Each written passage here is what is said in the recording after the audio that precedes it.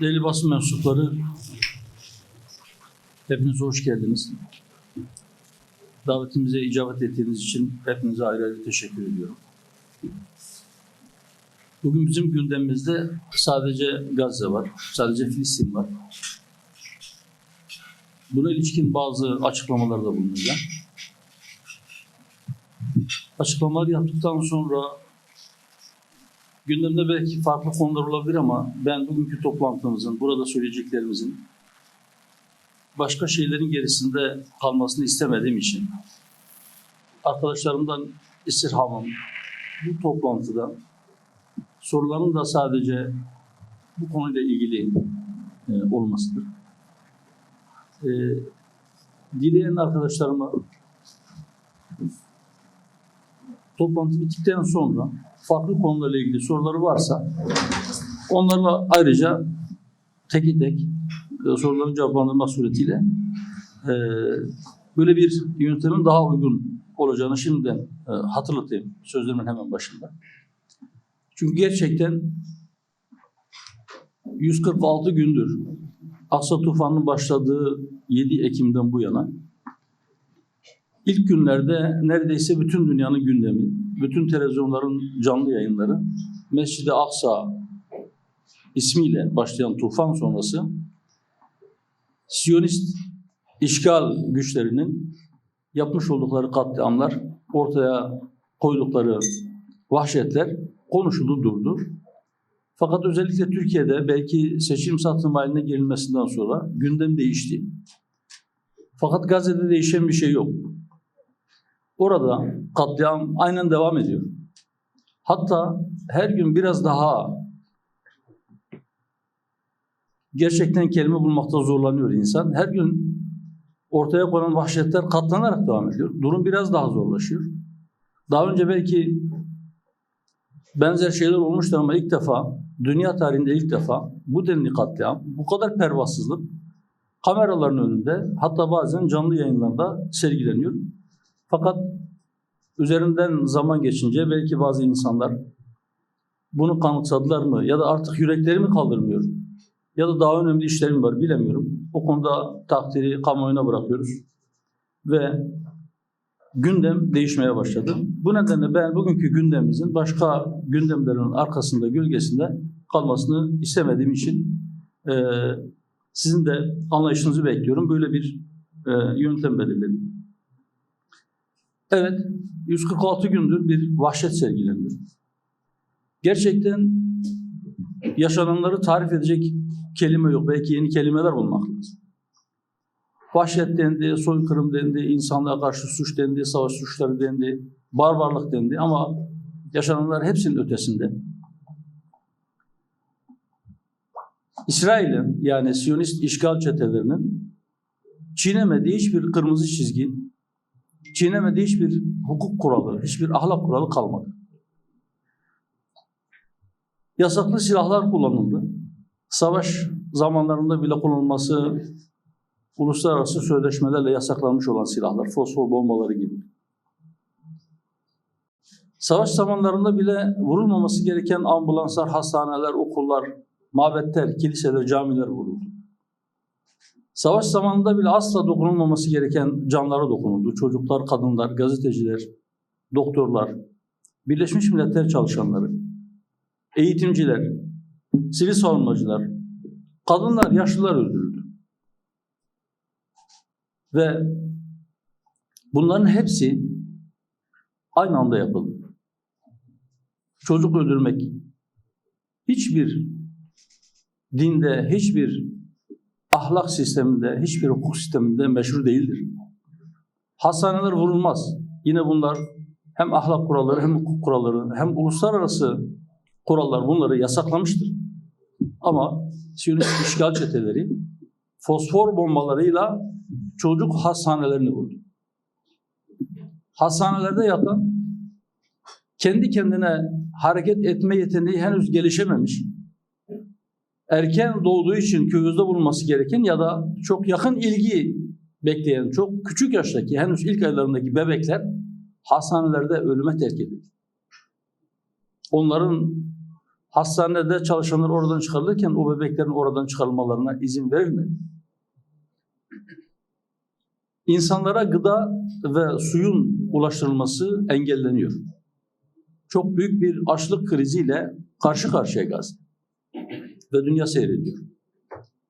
Hatta seyretmekle kalmıyor. İşte geçtiğimiz gün Japonyalı bir yetkili Aksa tufanında Gazze'li mücahitlerin girmiş olduğu yerlerde gezmiş. Bu barbarlık kelimeler bunu ifade etmeye yetmiyor diyor. Neymiş? O yapılan operasyonda, Aksa tufanı operasyonunda ortaya konanlar barbarlıkmış. Sanki sınırın öteki tarafında taş üstünde taş bırakmayan, çocukları, kadınları, yaşlıları ölüme terk eden, aç bırakan, açlıktan, ilaçsızlıktan, soğuktan ölümlerini sağlamak için her türlü vahşeti sergileyenler kendisini savunuyormuş. Bu vahşetler devam ederken dediğim gibi maalesef Gazze özellikle gündemimizde biraz da seçimden dolayı gündemden düşmeye başladı. Biz bugüne kadar gündemden düşmesin diye, kamuoyunun bu konudaki hassasiyetleri devam etsin diye binlerce etkinlik yaptık.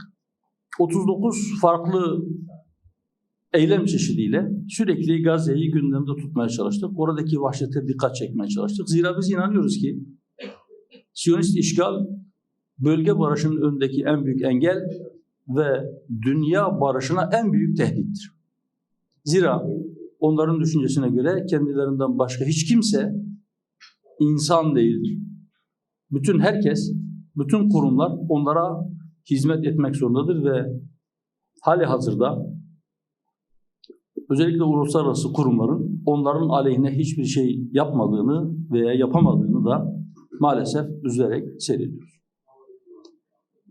Biz Gazze'yi gündemde tutmak ve bir şeyler yapmak adına çırpındık durduk. Ama bu vahşet manzaralarının halen devam ediyor olması bize bir şey gösteriyor ki kim her ne yaptıysa hepsini değerli bulmakla beraber bunların yetersiz olduğunu da görmemiz, anlamamız gerekiyor. Eğer yeterli olsaydı bu vahşeti, bu soykırımı bugüne kadar durdurabilmiş olmalıydık. Ama maalesef durduramadığımız için bunların, yapılanların yetersiz olduğunu görmek ve kabul etmek zorundayız. Biz bu süreçte arkadaşlarımızla birlikte 32 ilde siyasetçi, kanaat önderi ve STK temsilcilerinden oluşan yüzlerce kişiyle görüştük. Yüz yüze yaptığımız bu görüşmeler ve istişareler sonucunda Gazze'deki mevcut durum ve Filistin ve Kudüs davası için daha başka neler yapılabileceği konusunda görüş alışverişinde bulunduk ve bu görüştüğümüz kişilerin dile getirdikleri yapılması gereken şeyler, yapılabilecek şeylerle ilgili bir listeyi 11 başlık halinde topladık. Ben bu başlıkları kısaca izah ederek 11 başlığı sizlerle paylaşacağım. Metnin uzun halini de arkadaşlarımız yazılı olarak sizlere dağıttılar sanırım. Şimdi izninizle 250'den fazla kişiyle yüz yüze yapılan görüşmelerin sonucunda ortaya çıkan beyannamenin başlıklarını kısaca sizlere izah edeyim. Sivil toplum ve siyasi partilerimizin üzerine düşen görevler vardır. Alimlerimiz, kanaat önderlerimiz, sivil toplum kuruluşları ve siyasi partilerimiz ve bütün kurumlarımız Kudüs'ün ortak paydamız, ortak görev ve sorumluluğumuz olduğunun şuurunda olmalıdır. Gazze'deki işgal ve soykırım sona erdirilinceye kadar bütün kurumlar arasında bir dayanışma olmalı ve Sivil Toplum Meclisi adıyla bir ortak platform oluşturulmalıdır. Buradaki istişareler sonucunda kısa, orta ve uzun vadede bir eylem planı ortaya çıkarılmalı ve acilen pratiğe geçirilmelidir. Alimlerimiz her daim halkın içinde olmalı ve bu mücadelede öncülük etmelidir.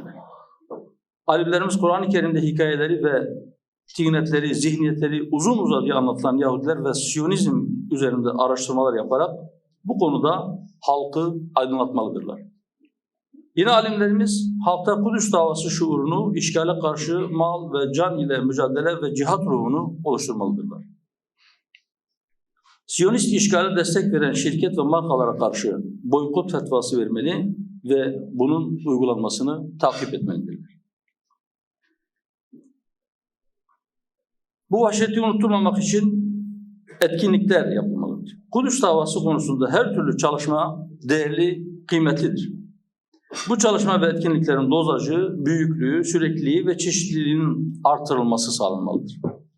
Miting, konferans, panel, seminer, basın açıklamaları, bildiriler, resim sergileri, televizyon ve radyo programları, sosyal medya çalışmaları, yürüyüşler, yardım ve imza kampanyaları, camilerde dua, cuma namazı sonrası etkinlikler, sosyal farkındalık çalışmaları ve benzeri etkinlikler düzenlenmelidir.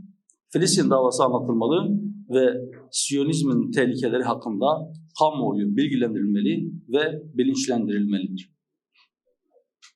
İnsani yardımlar. Mümkün olan en geniş katılım ile havadan, karadan ve denizden Gazze'ye insani yardım bir an önce ulaştırılmalıdır. Refah sınır kapısının insani yardımı açık tutulması için Mısır'a baskı yapılmalıdır. Gazze'ye yönelik başlatılan yardım kampanyalarına destek verilmelidir. Yine Mısır'dan gelen son açıklamada Gazze sınır kapısını biz hiçbir zaman kapatmadık. Fakat bu çatışma ortamında durumun daha kötü olmaması için uğraşmamız gerekir mealinde bir açıklama geldi. Halbuki bütün dünya biliyor ki Gazze ile Mısır arasındaki Refah sınır kapısının bir tarafında Gazze yani Filistinliler, öbür tarafında Mısır vardır ve Siyonist işgal rejiminin baskıları sonucu Mısır yönetimi bu sınır kapısını kapalı tutmakta ya da geçişleri zorlaştırmaktadır. Boykot bir tercih değil, dünyevi ve uhrevi bir görev ve sorumluluktur. İşgalci İsrail ile mücadelede boykotun büyük bir etkiye sahip olduğu bilinmeli ve bu halka kavratılmalıdır. Bu boykotun etkin olması için bütün yol ve yöntemler, araç ve gereçler kullanılmalıdır. Hükümetin, ticari kurum ve kuruluşların da boykota katılımı sağlanmalıdır. Belli bir süre için değil, işgal sürdüğü müddetçe boykotun da devamı sağlanmalıdır. Bir diğer başlığımız eğitim ve bilinçlendirme.